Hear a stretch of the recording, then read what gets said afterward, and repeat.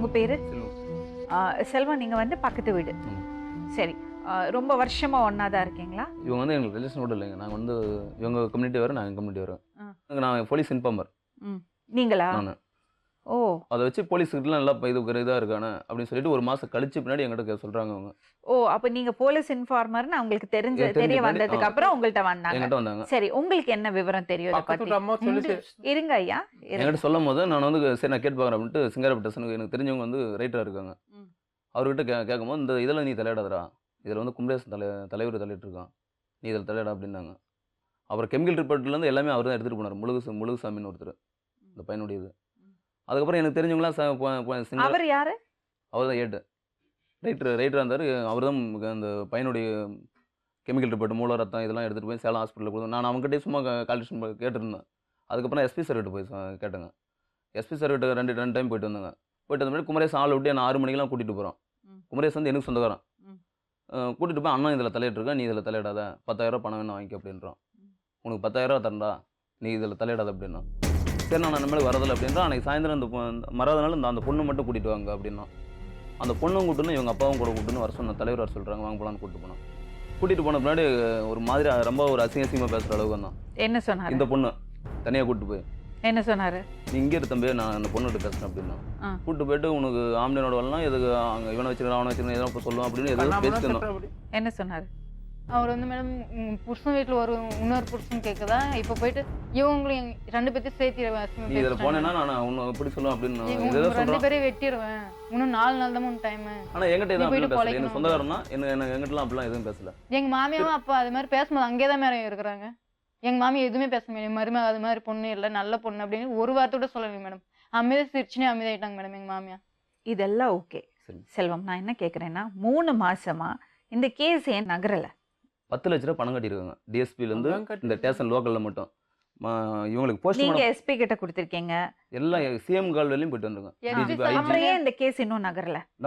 எந்த செக்ஷன்ல இருக்கு இப்போ? 174 போட்டுருக்காங்க. 174னா சந்தேக மரணன்ற மாதிரி போட்டிருக்காங்க. அப்ப சந்தேக மரணம் தான் போட்டிருக்காங்க. ஆனா வந்து சந்தேக மரணம்னா இப்படி அந்த பள்ளத்துல போய் விழுந்துச்சுன்னா 120 அடி 150 அடி இருக்கும் ஆழம். அந்த இடத்துல போயிருந்துச்சுன்னா பையனுடைய எலும்பு கூட கிடைச்சிருக்காது. மேலே வந்து அதே வந்து ரோடு ஆளுங்க வந்து ஊத்தங்கர்லேருந்து பாவக்கல் போகிறது காவேரி பக்கமே ரோடு. அந்த ரோட்டில் வந்து ஒரு 3 நாளாக வண்டி இருந்துச்சுன்னா யாருமே விட மாட்டாங்க, எடுத்துகிட்டு போயிருப்பாங்க. ஒன்று திருட எடுத்துகிட்டு போயிட்டுமா, இல்லைன்னா பப்ளிக்காவது பார்த்துருக்கோம். செருப்பு 2 செப்பல் 2 மேலே இருக்குது, தண்ணி அடிச்சு டம்ளர் இதெல்லாம் அன்னைக்கு வச்ச மாதிரி இருக்குது. டம்ளர்லாம் அப்போ வச்சது வந்து 3 நாளாக அந்த அடிச்சுன்னா காற்றுக்கு தடிச்சுனா கூட கிளப்பி வந்துட்டு. ஒரு சாவி வச்சு சாவி அங்கே வீட்டு சாவி இருக்குது, இந்த பையன் வச்சிருந்த 2 மொபைல் இல்லை. வண்டி ஸ்டார்ட்ல இவங்களாம் இந்த கிருஷ்ணகிரி மாவட்டம் பூரா இப்படி இருக்குடான்ட்டு தருமபுரி போலீஸ் வந்து நான் ஹெல்ப் பண்ணுறாங்க. அவங்க தான் கால் லிஸ்ட் போட்டு எடுக்கிறேன் அப்படின்னு இருக்காங்க. நிறைய கலெக்ஷன் பண்ணியிருக்கு. ஆனால் வந்து எனக்கு நீங்க சந்தேகப்படுறீங்க, ஒரு குற்றச்சாட்டு வைக்கிறீங்க, இதுக்கான என்ன ஆதாரம் இருக்கு உங்ககிட்ட? என்ன கலெக்ட் பண்ணியிருக்கீங்க? சாட்சியா? சாட்சி என்ன? குமரேசனுக்கு இவங்களுக்கு தலையிட இது இல்லை. குமரேசன் வந்து என்னன்றான், ஆமாடா கொலையே பண்ணியிருந்தா மட்டும் நீ என்ன பண்ண போகிறான்? பஞ்சாயத்து அடிக்கடி பண்ணீங்கல்ல, அந்த டைம்ல இந்த பிரச்சனை கம்மியாச்சா இல்ல பெருசாச்சா? பஞ்சாயத்து எதுவும் பண்ணவே இல்லை. இப்ப 2 நாள் முன்னாடி கூட என்ன சொன்னீங்க நீங்க? எங்களுக்கு சோறு போடுற ஆள் இருக்கு, எங்க மதனி இருக்காங்க, நீங்க தேவையில்ல, 2 மாசம் கழிச்சு கூப்பிட வந்தாலும் வருவேன், வரலன்னா அப்படியே போயிடு. நீங்க சொல்லல. ராஜகுமாரி அவர் கைய பாத்தியா? இல்லாதது அவருக்கு டார்ச்சரா தான் இருக்கு. உனக்கு தெரியும்ல இப்போ ஏன் அப்படி பண்றாங்கன்னு எனக்கு தெரியல. அம்மாடி நான் சொல்றது கேளுமா, கோவத்துல அந்த பக்கம் இந்த பக்கம் பேசுறதுதான், புரியுதா? இப்ப நமக்கு இப்ப என்ன வேணும்? உனக்கு புருஷனோட சேர்ந்து வாழணுமா வேண்டாமா? ஆனா இவங்க டான்சர் தாங்க முடியல. அதுக்கு வருவோம்.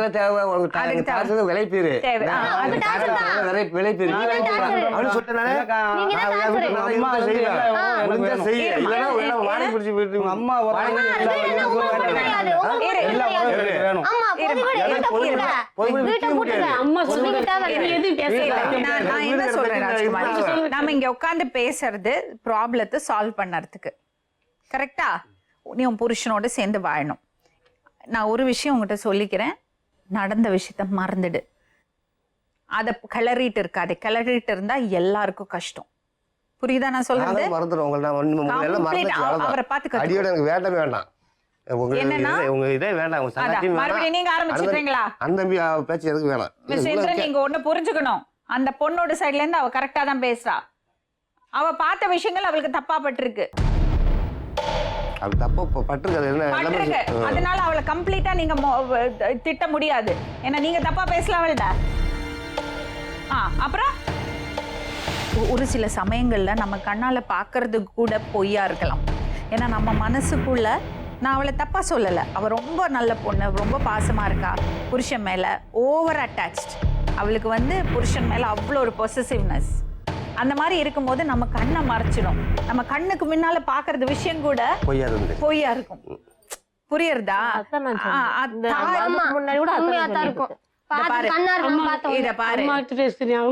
ராஜகுமாரி, நான் சொல்றத புரிஞ்சுக்கோ. நீ நான் சொல்றத புரிஞ்சுக்கோ. ரொம்ப கொடுமைமா, ரொம்ப கொடுமை. அப்படி ஒண்ணும் இல்லையா? 10 வருஷமா நல்லா தான் வாழ்ந்திருக்காங்க. 10 வருஷம் நல்லா இருந்தா இவ வந்தாங்க, வீட்டுக்குள்ள முளைஞ்சாங்க, இவளுக்கு வெளியே வந்துட்டா. உங்களை விட பெரியவங்களா அவங்க? இல்ல ஒரே வயசு? அவங்க பெரியவங்க.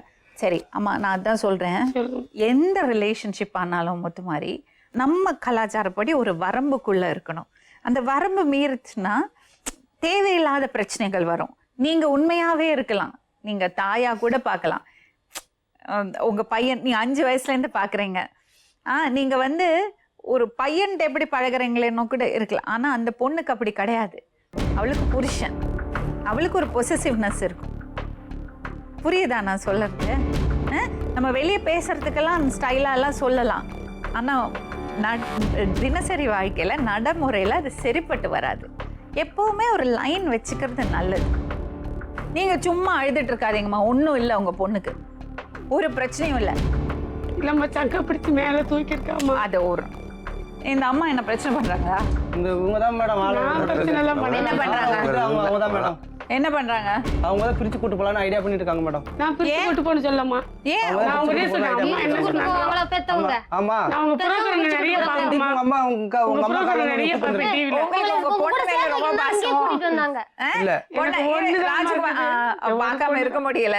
அப்படி இல்ல, நல்லா வச்சிருந்தா நல்லா மேடம். எனக்கு அண்ணன் தம்பி உறவு எல்லா உறவும் நான் வேணும் மேடம். இவங்க உறவு கூட வச்சுக்கிட்டோம், அவங்க பொண்ணு கூட அவங்க உறவு கூட வச்சுட்டோம்.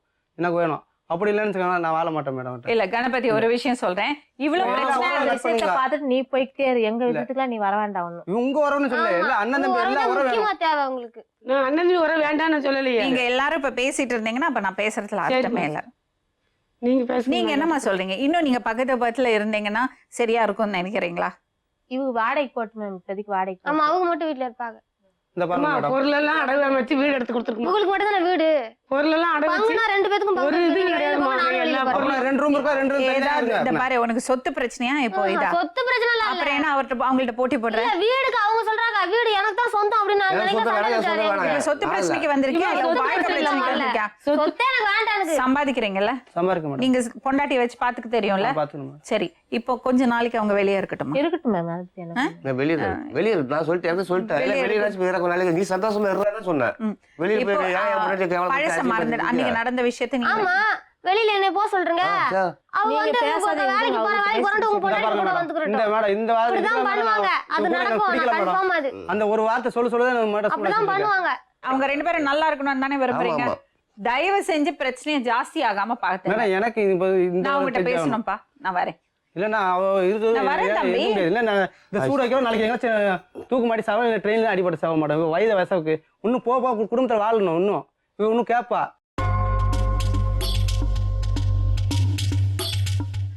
நீ அங்க போய் உட்காரு. ஓஹோ, ஐயடா சிரிப்பு வருது பாரு முகத்துல. அவங்கள போச்சுட்டு ஒரு முக்கியமான ஒரு ஆமா, இது பாரு, யாரையும் அவமானப்படுத்துறதுக்கான இடம் இல்ல. லெட்டர் இருக்குமா? என்ன லெட்டர்? இவ எழுதி வச்சிருக்கா ஒரு லெட்டர். என் சாவுக்கு யாரும் காரணம் இல்ல. இதெல்லாம் நீங்க தேவையில்லாம கற்பனை பண்றது. அவள் ஸ்மார்ட் தான், அவளை பாதுகாத்துக்கிறதுக்கு அவளுக்கு தெரியும்.